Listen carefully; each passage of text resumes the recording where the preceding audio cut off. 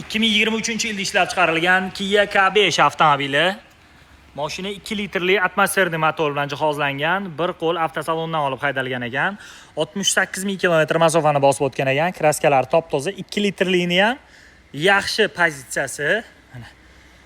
Diskalari zo'r holatda, 360 kameralari bor, slipoy zonalari bor, beskulchoy do'stiklari bor, pamit sidenali bor, kojinli salon, elektropaket sidenali, multirul, 68 ming bo'lgan monitor, klimat kontrol, sidena abagreiflari bor, rul abagreif, drive mode, avtomat tiptronik, salonlari ham juda ham zo'r holatda, bir qo'l haydalgan ekan. Boshqa mashina olish maqsadida sotilayotgan mashina mana.